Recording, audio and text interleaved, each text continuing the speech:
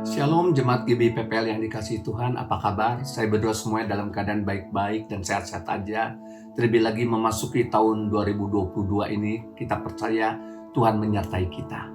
Tahun 2022 ini, tema daripada gereja kita adalah diambil dari Yesaya 60 ayat 1 dan 2. Bangkitlah, menjadi teranglah. Sebab kegelapan sedang menutupi bumi dan kekelaman sedang menutupi bangsa-bangsa. Tetapi terang Tuhan terbit atas kita dan kemuliaannya menjadi nyata atas saya dan saudara.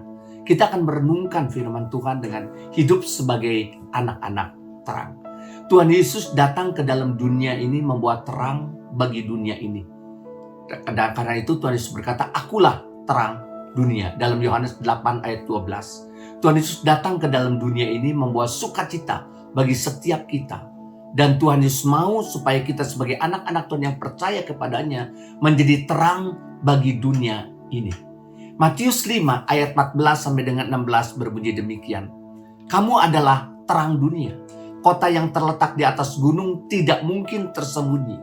Lagi pula orang tidak menyalakan pelita lalu meletakkannya di bawah gantang, melainkan di atas kaki dian, sehingga menerangi semua orang di dalam rumah itu. Demikianlah hendaknya terangmu bercahaya di depan orang, supaya mereka melihat perbuatanmu yang baik dan memuliakan Bapamu yang di sorga. Ini saudara tentang khotbah Yesus di bukit, saudara.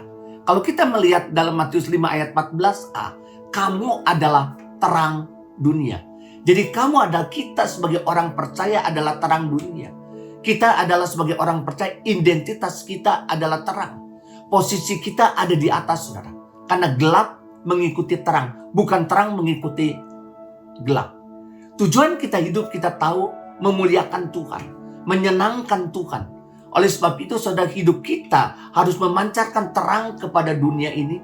Hidup saya dan saudara harus memancarkan terang dimanapun kita berada. Efesus 5 ayat 8 mengatakan demikian. Memang dahulu kamu adalah kegelapan, sebelum saya dan saudara menerima Yesus sebagai Tuhan dan Juru Selamat. Tetapi sekarang kamu adalah terang di dalam Tuhan. Sesudah kita menerima Yesus sebagai Tuhan dan Juru Selamat, firman Tuhan, tetapi sekarang kamu adalah terang di dalam Tuhan. Sebab itu hiduplah sebagai anak-anak terang. Saudara, di dalam Efesus 5 ayat 1 dan 4 sampai ayat 4, saudara, ya, tentang hidup sebagai anak-anak terang yang mengatakan demikian firman Tuhan. Sebab itu jadilah penurut-penurut Allah seperti anak-anak yang kekasih, dan hiduplah di dalam kasih sebagaimana Kristus juga telah mengasihi kamu dan telah menyerahkan dirinya untuk kita sebagai persembahan dan korban yang harum bagi Allah. Tetapi percabulan dan rupa-rupa kecemaran atau keserakahan disebut saja pun jangan di antara kamu, sebagaimana sepatutnya bagi orang-orang kudus. Demikianlah juga perkataan kotor yang kosong atau yang sembrono, karena hal-hal itu tidak pantas. Tetapi sebaliknya, ucapkanlah syukur. Saudara, untuk kita sebagai anak-anak Tuhan, hidup sebagai anak-anak terang, yang pertama kita harus hidup di dalam kebenaran firman Tuhan. Karena ayat yang ke-1 mengatakan, Efesus 5 ayat yang ke-1, sebab itu jadilah penurut-penurut Allah seperti anak-anak yang kekasih. Artinya jadilah penurut-penurut Allah. Kita sebagai orang percaya harus mentaati firman Tuhan, harus melakukan firman Tuhan, harus memiliki persekutuan dengan Allah. Yang kedua, dalam Efesus 5 ayat 2 mengatakan, dan hiduplah di dalam kasih sebagaimana Kristus Yesus juga telah mengasihi kamu dan telah menyerahkan dirinya untuk kita sebagai persembahan dan korban yang harum bagi Allah. Yang kedua, hidup kita harus hidup di dalam kasih, saudara. Artinya kita harus saling mengasihi satu dengan yang lain. Kenapa? Firman Tuhan menyebutkan karena Yesus sudah mengasihi saya dan saudara.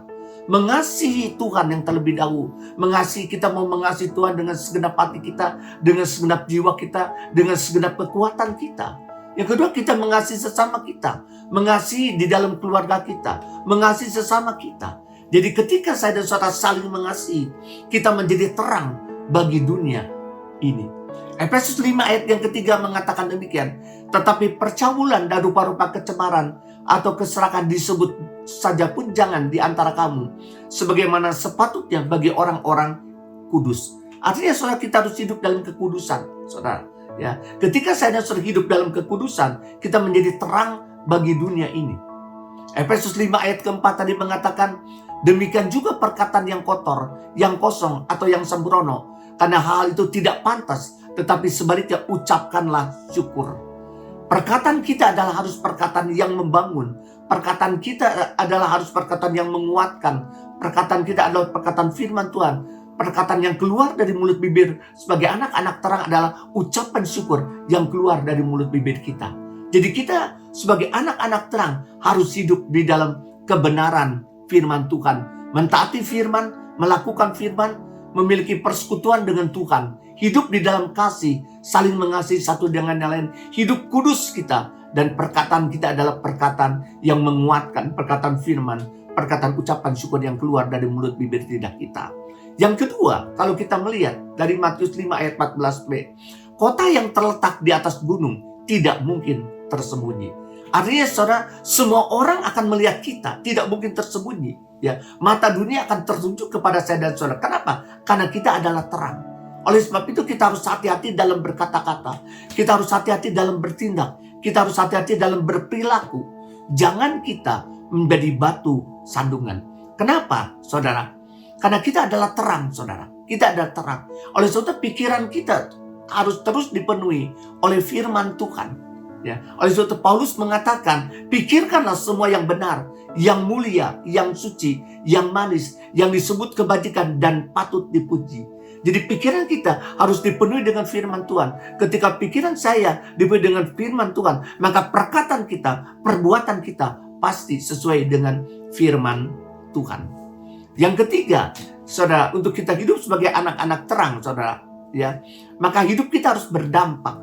Matius 5 ayat 16 mengatakan, demikian hendaknya terangmu bercahaya di depan orang, supaya mereka melihat perbuatanmu yang baik dan memuliakan Bapamu yang di sorga. Hidup kita harus berdampak. Kenapa? Supaya mereka melihat perbuatanmu yang baik, firman Tuhan, dan memuliakan Bapa di surga. Artinya hidup kita harus berdampak di dalam keluarga terlebih dahulu. Kita harus saling mengasihi satu dengan yang lain.